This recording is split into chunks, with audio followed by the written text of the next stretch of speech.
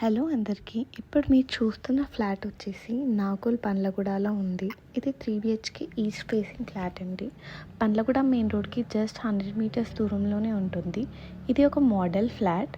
Price వచ్చేసి 5499 per SFT including amenities. Negotiable ఉంటుంది.